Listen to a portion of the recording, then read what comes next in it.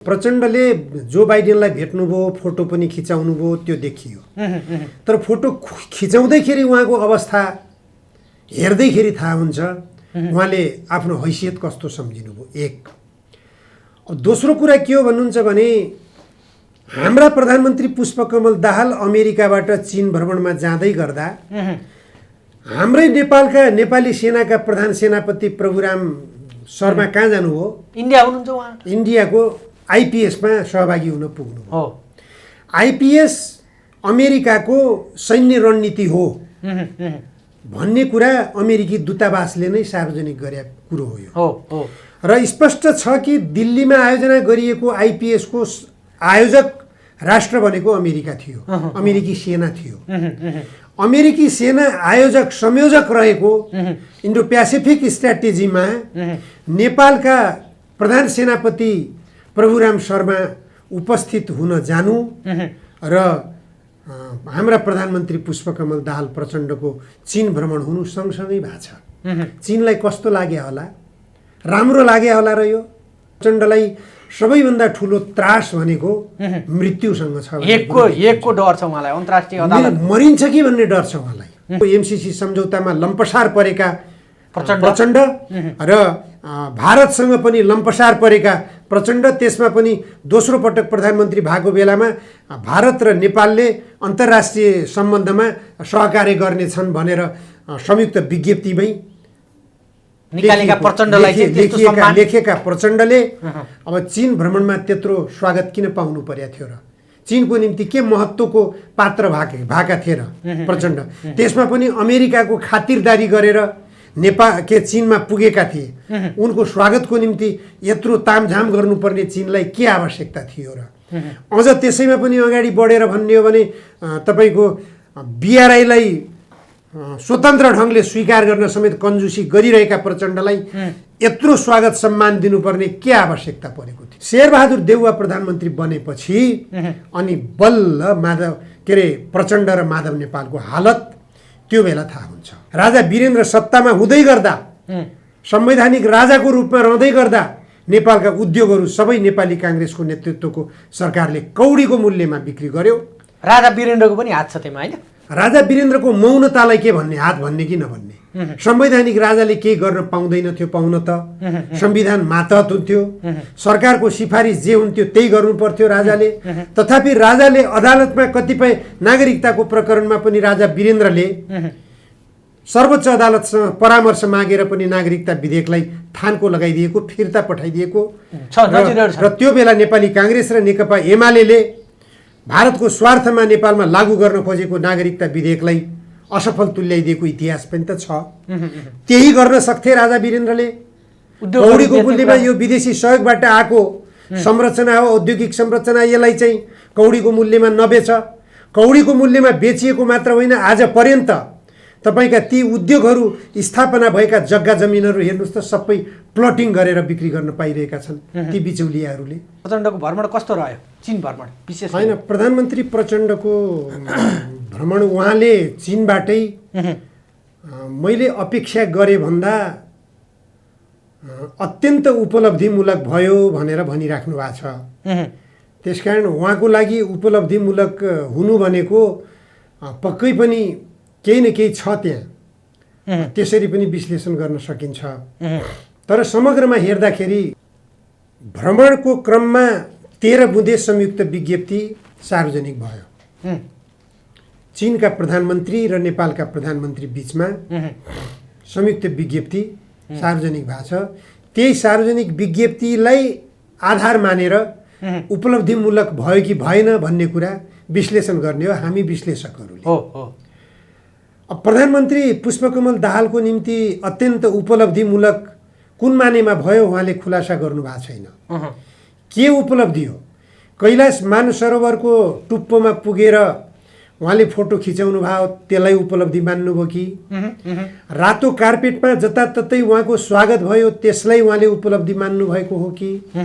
अथवा यो 13 बुँदे संयुक्त विज्ञप्ति जारी गरियो, निकै प्रयत्नका पश्चात यो संयुक्त विज्ञप्ति जारी गर्न सफलता हासिल गरियो भन्ने कुरो पनि आइरहेको छ। संयुक्त विज्ञप्ति जारी गर्नै चीन पक्ष तयार भएको थिएन।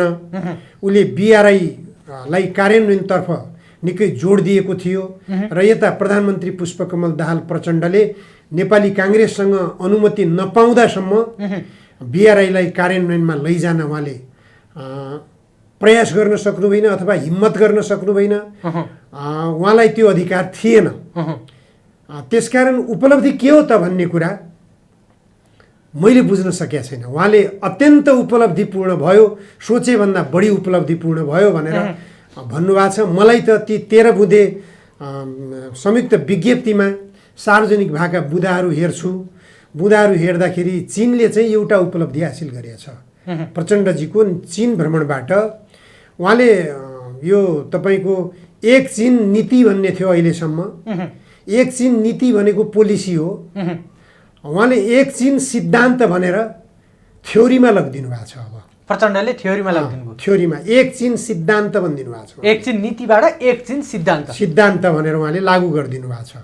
त्यो सम्झौतामा लेखिएको छ। त्यो सम्झौतामा लेखिएको शब्द चीन पक्षले रोजेको शब्द हो अथवा प्रधानमन्त्री हाम्रा प्रचण्डले रोजेको शब्द हो त्यो थाहा हुने कुरो भएन। उहाँहरूलाई थाहा होला। त्यसकारण नेपालले के पायो भन्ने कुरा हेर्दाखेरि नेपालले केही पनि पाएन। फुस्सा बिल्कुल। मैले त के हेर्छु भने त्यो 13 बुँदे संयुक्त विज्ञप्तिलाई हेर्दा केही पनि पाएन। सबै चिज गुमायो। अझ स्पष्ट रूपमा भन्नुपर्दाखेरि चीनसँग प्रष्ट हुनै पर्ने विषय एउटा थियो। भर्खरै चीनले जारी गरेको नक्सा, जुन नक्सामा नेपाली भूभाग भारतको नक्सामा गाभेर चीनले सार्वजनिक गरेको छ। त्यसले नेपालको सार्वभौम सत्ताको सम्मान गर्यो कि गरेन? त्यो नेपालको भूगोल नेपालको हो भन्ने कुरामा चीनले खुट्टा टेक्यो कि टेकेन? चीनले किन यस्तो बदनियत राख्यो? किन यस्तो बदनियत राखेर त्यो नक्सा जारी गर्यो चीनले? न्यूनतम पनि यो विषय संयुक्त विज्ञप्तिमा समेटिनु पर्थ्यो, समेटिएन। चीनको निम्ति नेपाल महत्त्वपूर्ण हो कि भारत महत्त्वपूर्ण हो? हामी नेपालीहरू त मख हुन्छौँ। नेपाललाई चीनले महत्त्व दिइरहेको छ। कहाँ दियो महत्त्व? 3 करोड जनसङ्ख्या छ, जबकि चीनको 1.5 अरबको हाराहारीमा छ। त्यति ठुलो जनसङ्ख्या भएको देशले नेपालको यति सानो भूभाग र यति सानो जनसङ्ख्या भएको देशप्रति गर्नुपर्ने व्यवहार यही हो। कतिपय विश्लेषकहरूले भन्ने गर्नुहुन्छ चीनले ऋण दिन खोजेको थियो, प्रचण्डले ऋण स्वीकार गर्न चाहनु भएन, त्यसकारण BRI कार्यान्वयनमा जान सकेन। यो फन्टुस कुरा हो। यो सरासर पूर्वाग्रही विश्लेषण हो। यो चीनले नेपालको निम्ति कति लगानी गर्नु पर्ला, कति अनुदान दिनु पर्ला, त्यो अनुदानको ब्याज कति पाउला चीनले? न्यूनतम ब्याजमा पनि चीनले दिन चाहेन।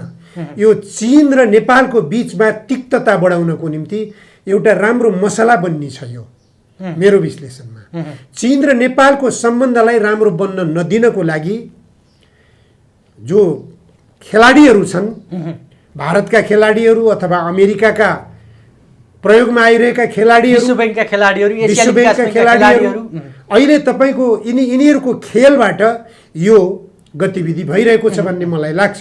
कतिपय चीनमा राजदूत भएर बसेका एकजना व्यक्तिको मैले अन्तर्वार्ता सुनिरहेको थिएँ। महेश मास्केजीले बोल्दै हुनुहुन्थ्यो। महेश मास्केजी मेरो पनि साथी हो। उहाँले बोलेका कुरामा मैले अन्यथा नकारात्मक भाव म देख्दिनँ। उहाँले सकारात्मक सोच बनाएरै बोल्नु भएको होला। तथापि उहाँले के भन्नुभएको छ भने चीनले अनुदान दिन चाहेन।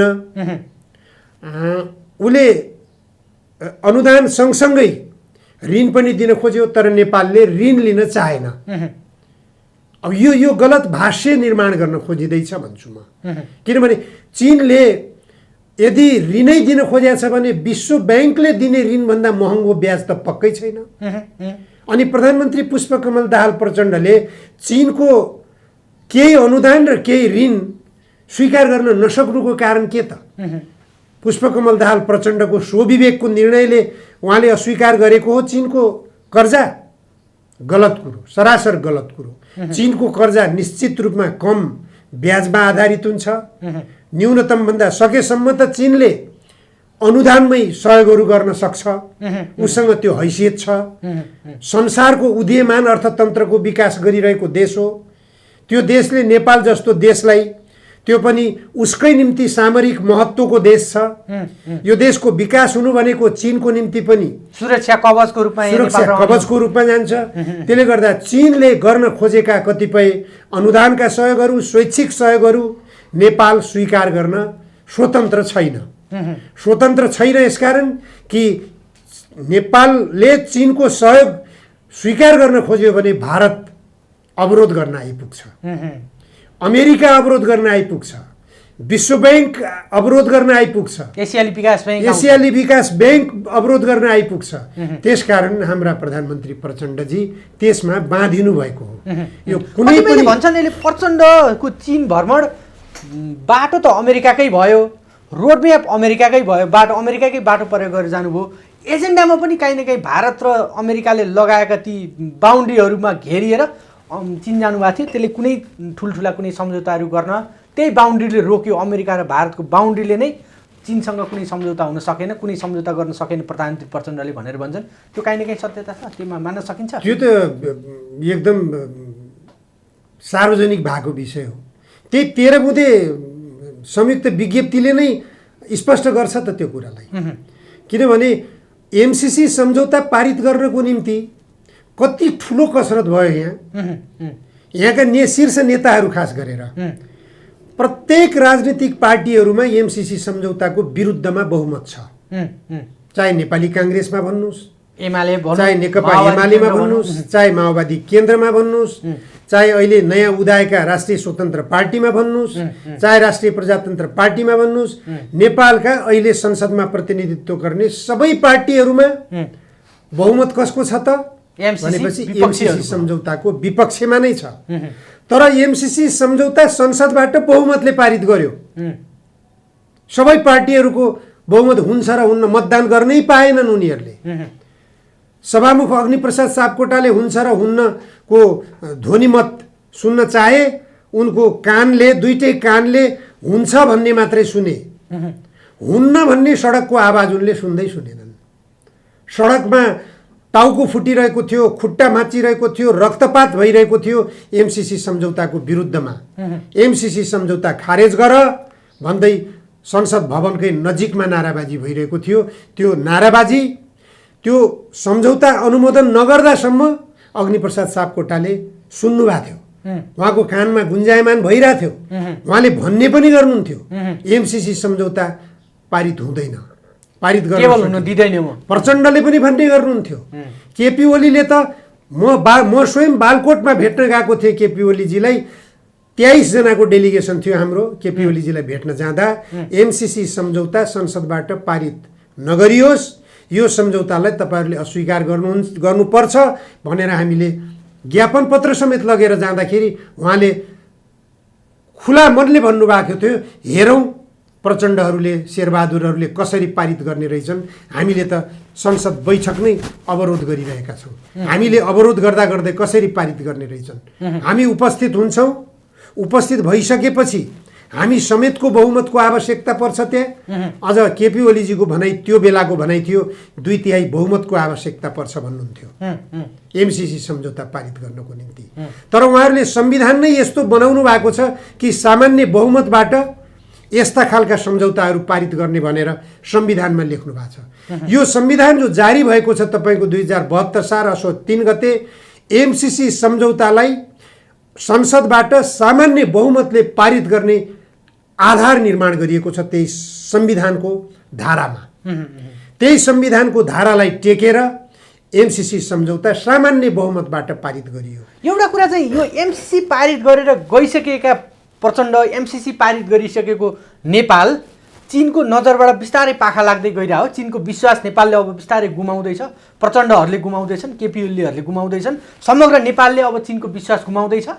त्यो बुझ्न सकिन्छ। त्यो प्रचण्डको भ्रमणमा सम्मान त देखियो, प्रचण्डलाई व्यक्तिगत रूपमा गर्ने सम्मान, पाहुनालाई गर्ने सम्मान देखियो, अरू कुराहरू एजेन्डाको कुराहरू पनि चीनले त्यति धेरै महत्त्व दिएको पाइएन नि। सम्मान त अतिथिहरूको सत्कारको निम्ति चीनले कहिले पनि कन्जुसी गरेको छैन। त्यो उनीहरूको संस्कृति, उनीहरूको संस्कृति संस्कारै हो। त्यो संस्कारमा विश्वको कुनै पनि मुलुकले चीनलाई भेट्टाउन सक्दैन। त्यो स्पष्ट छ। चाहे अमेरिकाका जो बाइडेन जानुस्, चाहे भारतका नरेन्द्र मोदी नै चीनको भ्रमणमा किन नजानुस्, सबैको भ्रमणमा स्वागत यस्तै किसिमको पाउँछन्। र सानो देश र ठुलो देश भनेर चीनका शासकहरूले विभेद गरेको पाइँदैन। नेपाल जस्तो देशको निम्ति यति ठुलो सत्कारको आवश्यकता किन परेको थियो र प्रचण्डको निम्ति? अझ त्यसमा पनि अमेरिकाको नितान्त स्वार्थमा नेपालमा अड्डा जमाउनु, अमेरिकी सैनिकहरूले अड्डा जमाउने दुराशयका साथ ल्याइएको एमसीसी सम्झौतामा लम्पसार परेका प्रचण्ड र भारतसँग पनि लम्पसार परेका प्रचण्ड, त्यसमा पनि दोस्रो पटक प्रधानमन्त्री भएको बेलामा भारत र नेपालले अन्तर्राष्ट्रिय सम्बन्धमा सहकार्य गर्नेछन् भनेर संयुक्त विज्ञप्तिमै लेखेका प्रचण्डले अब चीन भ्रमणमा त्यत्रो स्वागत किन पाउनु परेको थियो र? चीनको निम्ति के महत्त्वको पात्र भएका थिए र प्रचण्ड? त्यसमा पनि अमेरिकाको खातिरदारी गरेर चीनमा पुगेका थिए। उनको स्वागतको निम्ति यत्रो तामझाम गर्नुपर्ने चीनलाई के आवश्यकता थियो र? अझ त्यसैमा पनि अगाडि बढेर भन्ने हो भने तपाईँको बीआरआईलाई स्वतन्त्र ढङ्गले स्वीकार गर्न समेत कन्जुसी गरिरहेका प्रचण्डलाई यत्रो स्वागत सम्मान दिनुपर्ने के आवश्यकता परेको थियो र? के आवश्यकता गर्यो? मैले भने नि त सुरुमै, कल्चर हो। उनीहरूको कल्चर हो। सानो देश र ठुलो देश भनेर उनीहरूले अपहेलना गर्दैनन्। आफ्नो देशमा आएको अतिथिलाई उनीहरूले सन्तुष्ट बनाएर पठाउन चाहन्छन्। मूल प्रश्न अब त्यो विश्वासमा रह्यो कि रहेन? प्रचण्डहरू विश्वास रह्यो कि रहेन अब नेपालप्रति, चीनलाई, प्रचण्डहरूलाई, समग्र नेपाललाई अब चीनको विश्वास छ कि छैन? होइन, चीनले नेपालसँग अविश्वास गर्न पर्ने अथवा अविश्वास गरिहाले पनि चीनलाई के नोक्सानी हुन्छ र? नोक्सानी हुने त नेपाललाई हो। यो बुझ्नुपर्ने नेपालले हो। मैले भनिहालेँ अघि सुरुमै पनि, संसारको उदीयमान अर्थतन्त्र हो चीन भनेको। गुमाउने नेपालले नै हो। सीमा जोडिएको देश छ। त्यो देशका नाकाहरू सबै खोल्नतर्फ अब संयुक्त विज्ञप्तिमा त्यो पनि खोलिएको छ। सबै प्राथमिकतामा राखिएको छ। परम्परागत नाकाहरू सबै खोलिन्छ भनेर सबै प्राथमिकतामा राखिएको छ, तर अवधि तोकिएको छैन। कार्यान्वयन कहिलेदेखि सुरु हुने कतै पनि देखिएको छैन, जबकि एमसीसी सम्झौता कार्यान्वयन सुरु भइसक्यो। एमसीसी सम्झौता कार्यान्वयन सुरु भइसकेपछि अमेरिकाका गतिविधिहरू के हुने हुन् भन्ने कुरा छर्लङ्ग छ। एमसीसी सम्झौतामै लेखिएका छन् गतिविधिहरू। नेपालको हितमा एमसीसी सम्झौताका कुनै पनि धाराहरू व्याख्या गर्न सकिने अवस्था छैन। यहाँका एमसीसी सम्झौताका दलालहरू बाहेक, एमसीसी सम्झौताबाट अथवा एमसीए नेपालबाट तलब खानेहरू बाहेक अरू कसैले पनि एमसीसी सम्झौतामा नेपालको हित देख्ने ठाउँ छँदै छैन। नेपालको कानुनलाई एमसीसी सम्झौता मातहत राखिएको छ। नेपालको संविधानलाई एमसीसी कानुनको मातहतमा राखिएको छ। अझ हेर्दै जाने हो भने क्रमिक रूपमा पुष्टि हुँदै जाला। अब भर्खर मात्र कार्यान्वयन सुरु भएको छ। नेपालको सरकार पनि एमसीसी सम्झौताको मातहतमा चल्नुपर्ने बाध्यता हुनेछ। किनभने एमसीसी सम्झौता मातहतबाट यो काम गर भनेपछि गर्न पर्ने, यो काम नगर भनेपछि गर्न नपाइने अवस्था पनि छ। अहिले जल सम्पदाको सम्झौताका कुरा छन्। चीनले पनि केही प्रसारण लाइनहरू निर्माण गर्ने भन्ने कुरा आइरहेका छन्। एकातिर एमसीसी सम्झौताका कारणले गर्दाखेरि यहाँ अमेरिकाको गतिविधि बढ्दो छ, भारतको गतिविधि बढ्दो छ। अर्कोतिर चीनले पनि प्रसारण लाइनको नाममा आफ्नो गतिविधि बढाउन सक्ला। द्वन्द्व कस्तो होला त्यो बेला? त्यो हेर्नु पर्दैन? स्पष्ट रूपमा एउटा कुरा चाहिँ नेपाल सरासरी बीआरआई सम्झौतामा अगाडि नै बढिरहेको थियो। अलि पहिला बीआरआईको विषयमा नेपालमा अहिले जति विवाद थिएन, बीआरआई लिने कि नलिने भन्ने एक किसिमले धेरै किसिमका सम्झौताहरू बीआरआईका सम्झौताहरू गरिसकेका थियो। कृष्णबहादुर महरागर सम्झौता गर्नुभयो। तत्कालीन प्रधानमन्त्री सुशील कोइराला प्रधानमन्त्री हुने बेलामा यो बीआरआई सम्झौता नेपालले अगाडि बढेर आएको छ। तर अहिले आएर चाहिँ नेपालले अब बीआरआई लिने कि नलिने भन्ने जुन यो एङ्गलमा पुगिरहेछ नि, यो किन? अनि यो अनुमान त गरिएकै थियो। एमसीसी सम्झौता पारित गरिसकेपछि, संसदबाट अनुमोदन गरेर पनि कार्यान्वयनमा प्रवेश गरिसकेपछि अब बीआरआईमा नेपाल प्रवेश गर्न सक्दैन भन्ने अनुमान गरिएकै थियो। त्यसमा पनि प्रधानमन्त्री पुष्पकमल दाहाल अमेरिका हुँदै चीन भ्रमणमा जानुभयो। यसबाट पनि उहाँले चीन जाँदै गर्दा, अमेरिका भएर चीन जाँदै गर्दा पनि उहाँले एक किसिमको सन्देश दिइसक्नु भएको थियो। हामी बिआरआईसँग दूरी बढाउँछौँ, किनभने त्यो पक्कै पनि निर्देशित दूरी हो, त्यो निर्देशित दूरी कायमै रह्यो। त्यसपछि अब आज पुष्पकमल दाहाल प्रचण्डजी चीनबाट भ्रमण गर्नुभयो। अब केही दिनपछि एमसिसीका अमेरिकाबाट एमसिसीका अध्यक्ष आउँदैछन्, कार्यान्वयनमा प्रवेश गरिसकेको छ। यति सानो प्रोजेक्ट हो अमेरिकाको लागि यो नेपालमा। लगानी नै हेर्नुहोस् तपाईँ, 50-55 करोडको कुरो हो उनीहरूको डलर। अत्यन्त न्यून रकम हो यो, कुनै ठुलो रकम होइन। अहिलेसम्म अमेरिकाले 1 पैसो लगानी गरेको छैन। तर गतिविधि कस्तो बढिरहेको छ त भन्नुहुन्छ भनेपछि अमेरिकीहरूको एकपछि अर्को उद्देश्य के त भनेपछि एमसिसी सम्झौता कार्यान्वयन। नेपालले लगानी गर्ने भनिएको 13 अरब लगानी भइसक्यो, अझ थप लगानी हुँदैछ नेपालको बजेटबाट। अमेरिकाले फुट्या कौडी बजेट लगानी नगर्ने, नेपालको लगानी थपिँदै जाने, प्रोजेक्ट अमेरिकाको हुने, विवादास्पद गतिविधिहरू अमेरिकाले गर्दै जाने, छिमेकी देशहरूसँग पनि सम्बन्ध विस्तार गर्न नेपाल शङ्काको घेरामा फस्दै जाने, यो गतिविधिले पनि देखाइरहेको छ कि नेपाल कहाँ जाकिँदैछ, कहाँ भासिँदैछ। त्यसकारण प्रधानमन्त्री पुष्पकमल दाहाल प्रचण्डको चीन भ्रमण जतिसुकै उपलब्धिमूलक भयो भनिए पनि यो ठुलो घाटाको अवस्थामा गइरहेको छ। प्रधानमन्त्री पुष्पकमल दाहाल प्रचण्डले निकट भविष्यमा यसको पश्चाताप गरिरहेको छु भने प्रचण्डको अब प्रधानमन्त्रीको कार्यकाल लगभग 14 महिना छ। 9 महिना उहाँले व्यतीत गरिसक्नुभयो। 14 महिनापछि प्रधानमन्त्री बन्ने कि त माधव नेपाल हो कि त शेरबहादुर देउवा हो, उहाँहरूको सहमति अनुसार यो सहमति उहाँहरूको अगाडि बढ्यो भने माधव नेपाल नै प्रधानमन्त्री भए भने पनि पुष्पकमल दाहालले गरिरहेको कामलाई निरन्तरता मात्र होइन, अझै उछिनेर अगाडि बढ्नुहुनेछ उहाँ। किनभने उहाँलाई हैसियत माथि उठाउनु छ। हैसियत माथि उठाउनको निम्ति उहाँलाई पनि खर्चको आवश्यकता पर्छ। महाकाली सन्धिमा कलङ्कित भइसकेको पात्र हो। महाकाली सन्धि नेपालको हितमा छैन भन्ने कुरा स्पष्ट थियो। तर त्यस्तो सन्धिलाई जानाजान पार्टीलाई विखण्डनको सङ्घारमा पुर्याएर संसदबाट पारित गराउने मुख्य मतियारको रूपमा माधव कुमार नेपालले आफूलाई प्रस्तुत गर्नुभएको। त्यो पात्रले एमसिसी सम्झौताबाट हात झिक्ला र बिआरआईलाई स्वीकार गर्ला भनेर आशा गर्न सकिन्न। त्यो कुनै हालतमा आशा गर्न सकिन्न। त्यसपछि पनि उनको माधव नेपालको 1 वर्ष मात्रै हो। अझ प्रचण्डपछि शेरबहादुर प्रधानमन्त्री बन्ने भन्ने कुरो पनि आइराखेको छ।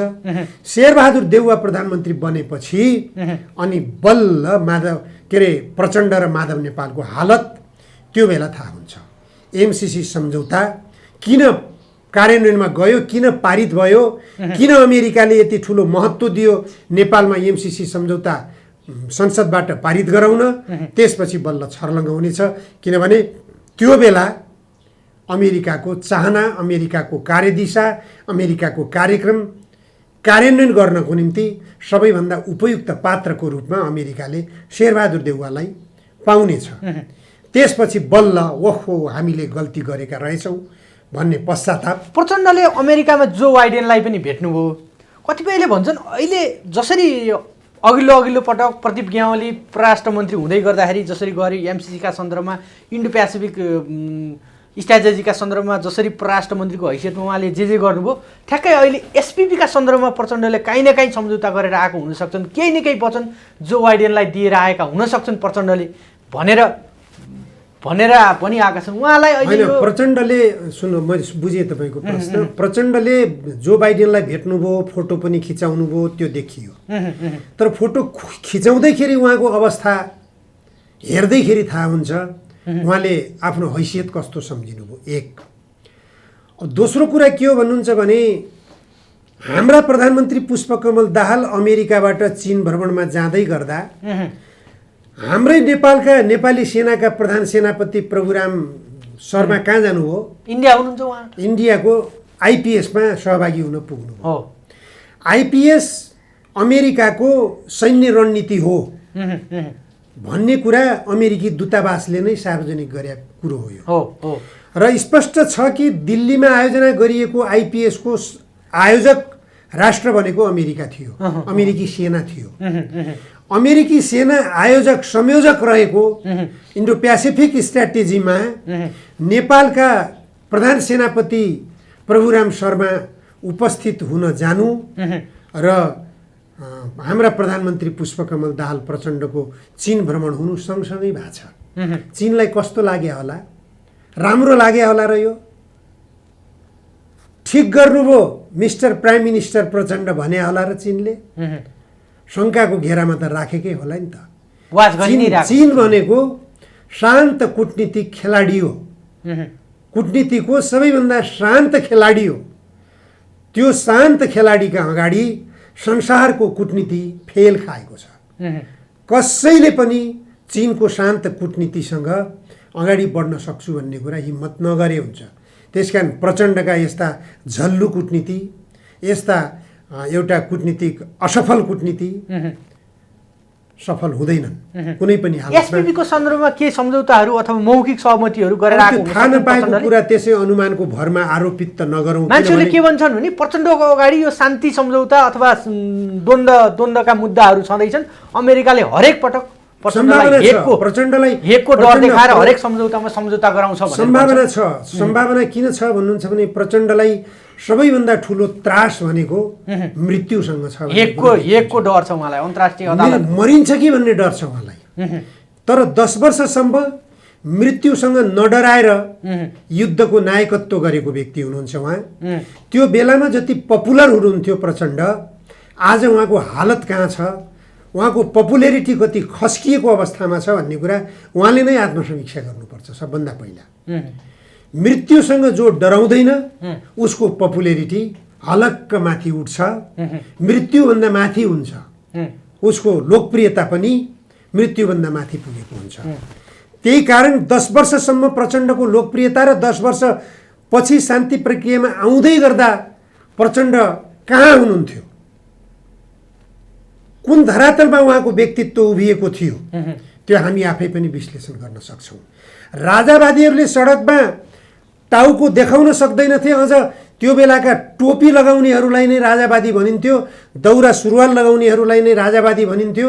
दौरा सुरुवाल र टोपी लगाएको मान्छे सडकमा देखियो भनेदेखि त्यसलाई माओवादीका कार्यकर्ताले लखेट्छन्, कुट्छन्, पिट्छन् भन्ने त्रास र आतंक थियो राजावादीहरूमा। आज के भइरहेको छ परिस्थिति हेर्नुहोस् त। स्वयं प्रचण्ड दौरा सुरुवाल र कोट टोपीमा सजिएर विदेश भ्रमणमा जान, अमेरिकामा जान, चीनमा जान, नेपालमै आफ्ना गतिविधिहरू देखाउन उहाँ अहिले बाध्य भइरहनु भएको छ। त्यसले राजनीतिले कसरी कोल्टे फेरिरहेको छ भन्ने कुरा। तर दौरा सुरुवाल कोट टोपी लगाउँदैमा मात्र जनताका बिचमा लोकप्रिय भइन्छ भन्ने दिवा स्वप्न प्रचण्डले देख्नु व्यर्थ हो।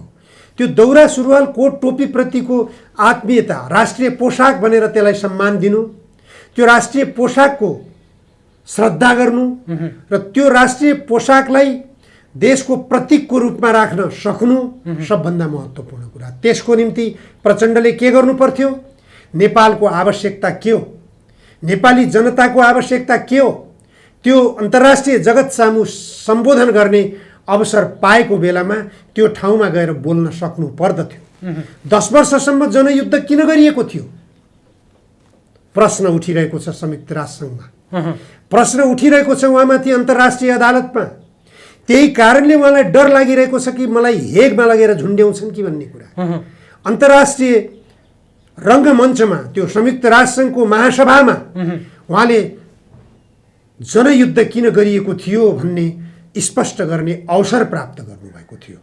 त्यो अवसर किन प्राप्त गर्नु भएन? नेपालको गरिबी उन्मूलनको निम्ति, नेपालका धनाढ्य सामन्तहरूको शासनबाट नेपाललाई मुक्त गर्नको निम्ति नेपालमा हतियार उठाउनु जरुरी थियो। नेपालको उद्योग क्षेत्रमा विकास अगाडि बढाउनको निम्ति, नेपालको कृषिमा आधुनिकीकरण ल्याउनको निम्ति, नेपालमा शैक्षिक माफियाहरूको अन्त्य गर्नको निम्ति, नेपालमा स्वास्थ्य क्षेत्रमा देखा परेको विकृति, विसङ्गति र व्यथितिको अन्त्य गर्नको निम्ति नेपालमा जनयुद्धको आवश्यकता थियो। त्यो जनयुद्धका दौरानमा हुँदै नहुने खालको क्षति नेपालमा भयो। ठुलो सङ्ख्यामा धन जनको क्षति हुन पुगेको छ। त्यसकारण त्यो क्षति हाम्रो निम्ति अप्रियकर छ। त्यो स्पष्टीकरण दिनु पर्दैन थियो उहाँले। त्यो स्पष्टीकरण, त्यो बयान हुन्थ्यो एक किसिमबाट अन्तर्राष्ट्रिय अदालतमा प्रचण्डले खुला रूपमा महासभामा त्यति मात्र बोलिदिएको भए नेपालको प्रधानमन्त्री पुष्पकमल दाहाल प्रचण्डलाई अरू 50 वर्षसम्म विस्थापित गरेर अर्को नेतृत्व आउन सक्ने सम्भावना नै हुँदैन थियो। त्यो अवसर उहाँले गुमाइदिनु भयो। त्यति मात्रै न, चीनमा पुगिसकेपछि पनि त्यहाँले अवसर गुमाउनु भएको छ।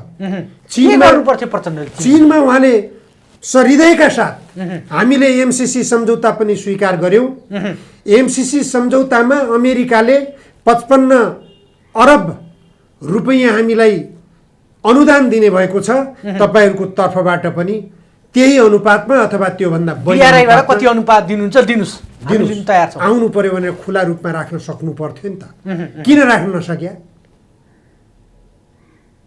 राख्न सकिदिएको भएपछि वाह, हाम्रो प्रधानमन्त्रीले राम्रो काम गर्यो, यो हो नि प्रधानमन्त्री त।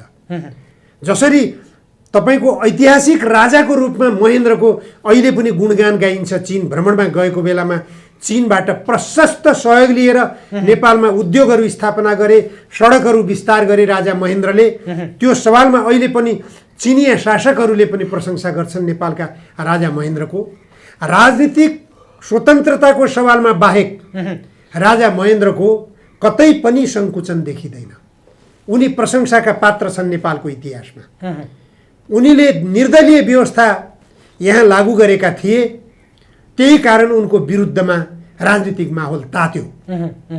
उनी मरिसकेपछि पनि उनका उत्तराधिकारीहरूले शासन गर्दै जाँदा उनको विरासत छोड्न सकेनन् राजनीतिक स्वतन्त्रताको सवालमा।